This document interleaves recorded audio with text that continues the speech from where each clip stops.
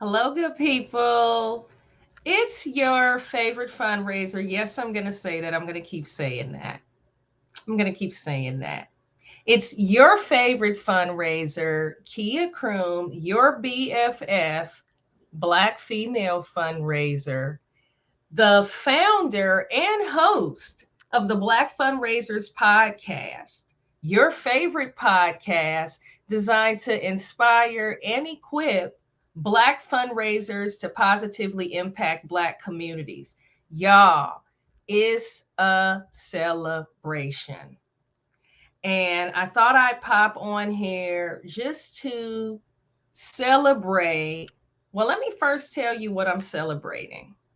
So a year ago today, I resigned from my job of 4 years as a frontline fundraiser, um, and took a leap of faith and bet on myself, right? Why am I telling you this? Because I didn't realize it. I knew about the great resignation. And I guess I became a part of it because I was determined to work on purpose. Not that I hadn't been working on purpose. I've been a frontline fundraiser for almost 23 years. My claim to fame is having raised nearly $500 million for organizations led by and serving people of color, organizations that are fighting poverty, fighting homelessness, fighting education and equity, all sorts of wonderful causes. So I had been working on purpose indeed. I felt deep personal missional alignment to all of those various causes. However, I wasn't being true to myself. And the fact that I had a much grander vision for how I could make an impact as one person in company of so many other wonderful people working in a nonprofit sector. I had great ideas. I have just grand ambitions in terms of, how I can help better resource organizations run by and serving people of color. I had ambitions to create a learning platform specifically for that audience, right? To share everything I've learned about fundraising and fund development over the last 22 years, right? I had incredible lived experience as a Black woman, having navigated some pretty unfriendly spaces and some pretty daunting terrain in this sector, right? Working in places where I didn't necessarily feel welcomed, where I didn't experience inclusion, where I was tokenized, you name it. And when I thought about all of this, I wasn't being true to myself. When I thought about it, it's like, okay, here you are, a 40 something year old woman. You're at a crossroads. Do you want to promote? Do you want to continue the work that you're doing as a mid level professional? Because let's be clear, I made a decision to work in mid level leadership because I had a son that was in high school and I didn't want to be absent. I've been a single parent to my son since he was a couple weeks old. He's now 18 and is a college freshman. So I was making a pretty pivotal decision in leaving my job in the onset of my son's senior year. I wanted certain things out of life. I wanted certain things out of my job, right? I wanted to be able to be present, supportive, of my son in his last year of high school. I wanted to help him make the critical juncture and transition into college. I wanted to do it emotionally well. I wanted to do it rested. And I wanted to work in such a way that allowed me to really play to my strengths and harness them in this fundraising, fund development space, and focus on those aspects of the work that I enjoy the most and less on the aspects of the work that I get less joy out of, right? And I wondered even whether or not this was tenable. Like, how do you have a fundraising career where you just do the aspects of the work that you enjoy, right? Um, and not do, that 10-15% that you don't, right? I didn't think that was tenable, but guess what? It was. I resigned from my 6-figure job. Folks thought I was crazy. Family members thought I was nuts. I was setting myself up for failure. Colleagues couldn't believe it. And the moment I did it, I thought to myself, oh, shoot. Okay, what have I done? Right? Um, do I want to go back into industry? Well, let me say it this way. Do I want to stay in industry and get another great role at another organization? Should I do that and continue cultivating my business? Because I'd always had a fundraising business. I just never devoted 100% to it. And I was perfectly okay with that because whenever I found myself working in roles where I wasn't earning the salary that I necessarily wanted or needed to earn at the time, my business provided part-time supplemental income that enabled us to do, more things, right, within my family. It enabled me to keep my bills paid, take care of my son, right, take care of my mother, who's older and lives with mental health, right, lives with mental illness. um this was a huge step for me, and I took that step and had some initial fear. It was like, oh, okay, is this what you really want to do? I'm not even gonna lie to y'all. When I did it, I kind of continued, looking at job posts and submitted a few applications here and there. And it took me to interview for 2 opportunities. And I'm interviewing virtually. I'm talking to recruiters. I'm talking to executive leaders. And I thought to myself, why are you doing this? Right? You're doing this song and dance. You're, um, you know, going against the grain, trying to fit inside of organizations and roles where you don't necessarily fit. I was told that I wasn't a cultural fit. I had great experience. My experience was bespoke. My resume is impeccable. My work history and achievements are second to none. But, right? And the big but was that question around whether or not I would be a good cultural fit. What does that mean to you? Well, let me break it down for you for what it meant for me.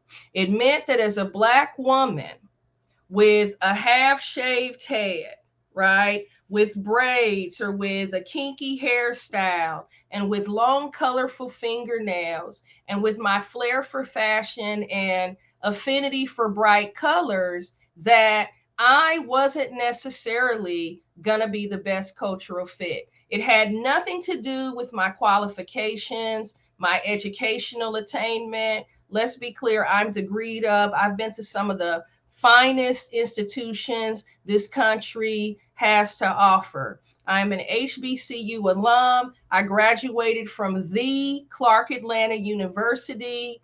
Um, I invested a great deal in my education. I've invested a great deal in my professional development.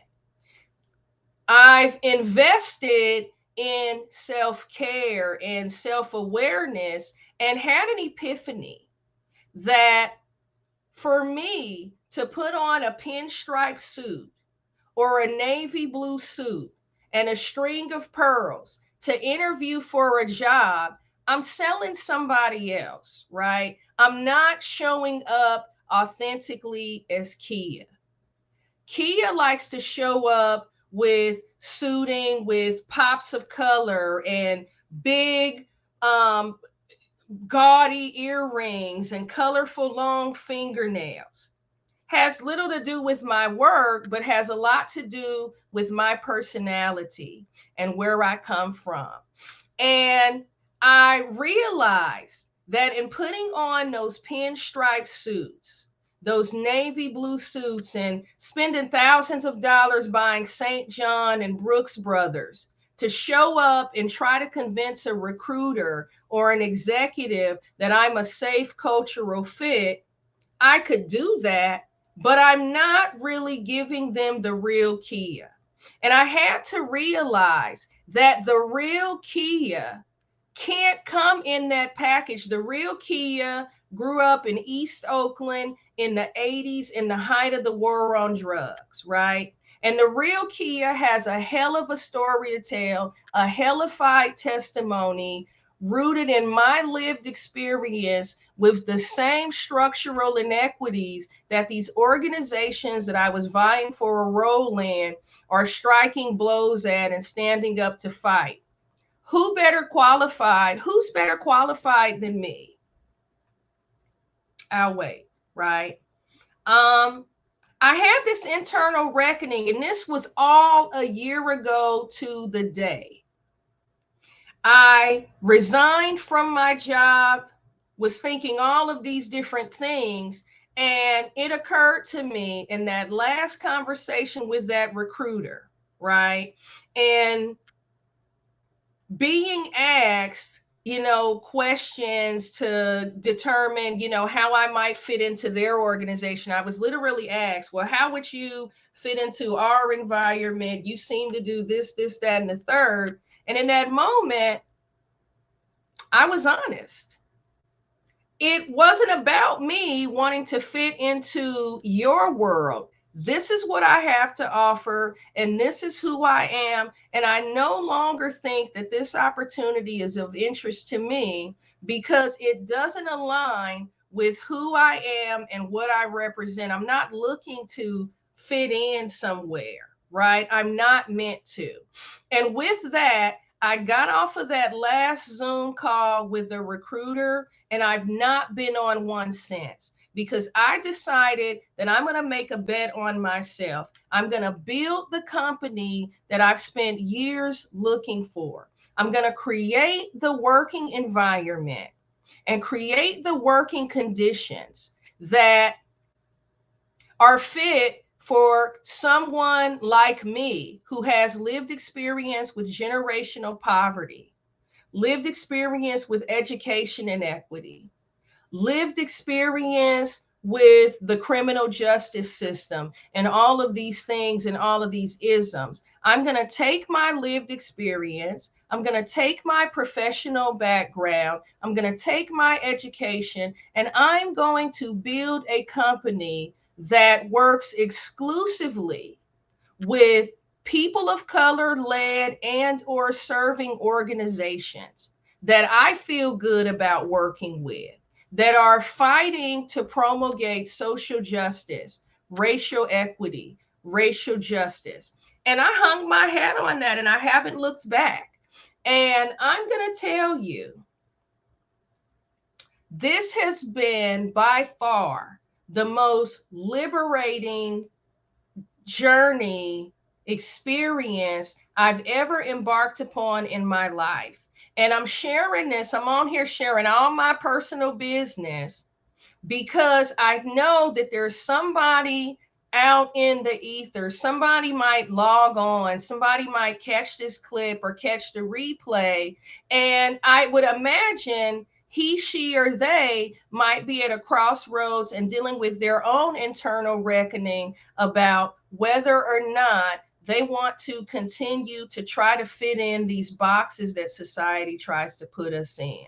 To work in these work environments that don't serve us. It's a sister that's going to watch this later, a sister of color, a black sister, a brown sister that spent this entire week showing up at an organization where she does not feel she enjoys belonging, where she does not experience inclusion because she needs the money, right? Because she's trying to, make an honest living to take care of the people she loves, to take care of herself. There's a brother or somebody that's going to catch the replay that's second guessing where they should apply pressure, right? And holding themselves together after having been turned down for this job, turned down for that job. Now, I'm not going to tell you to quit your job and do what I did. But what I'm going to ask you is, how long are you going to do it?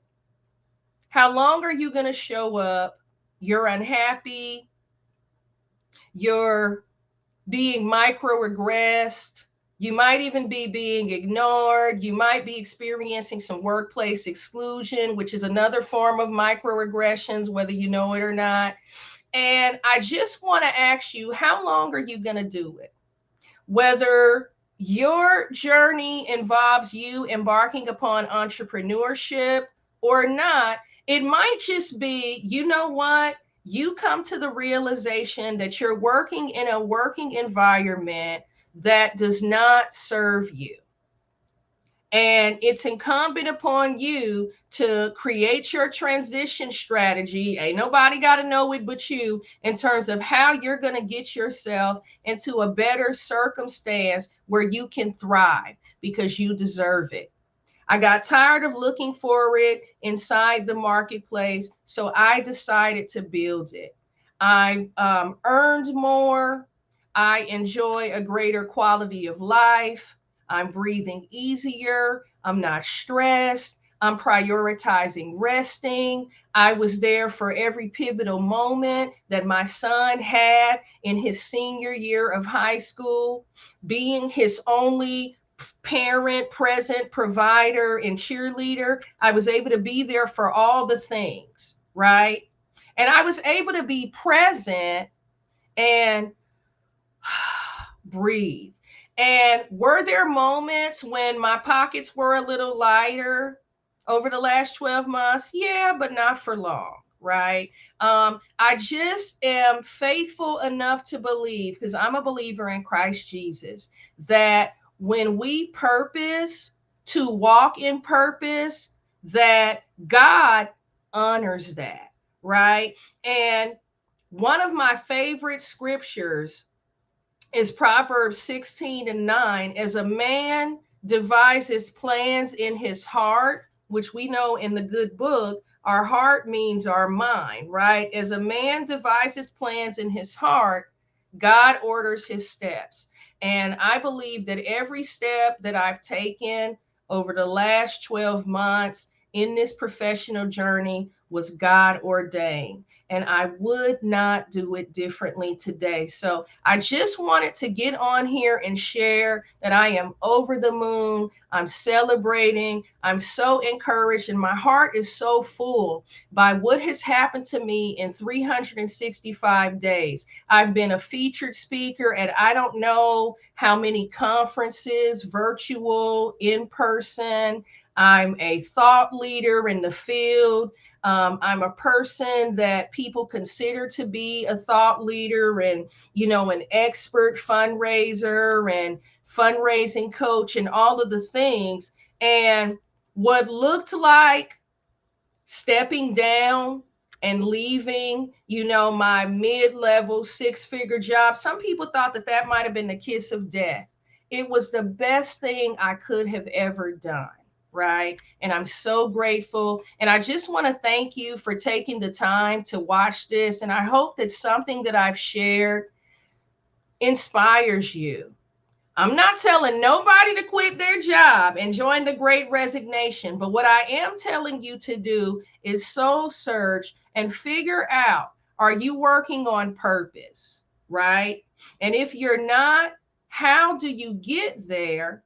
And remember, working on purpose not just doesn't just mean you're working in pursuit of, what you were destined to do, or doing work that you were destined to do. Yes, it means that, right? Doing work that you're good at, that you're gifted at. But by my estimation, it also means doing it well and healthy, which we owe to ourselves. So soul search and think about what that looks like in your journey. As for me, things are only going to get greater and grander. And I'm so proud of myself for having done. I'm not going to pat, I'm going to brush my shoulders off. Feeling like a pimp.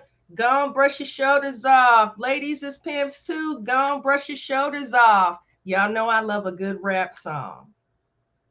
I'm about to go turn that on right now and get into that, because I'm celebrating what has unearthed it for me in 365 days of betting on myself. I'm at a loss of words. Get into your journey and what it looks like for you.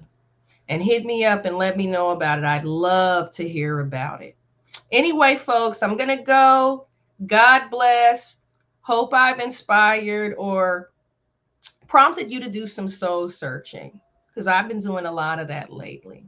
And I just want to leave you with that. Have a wonderful holiday weekend. And remember to take care of yourself, because ain't nobody going to do it for you. Signing off, y'all.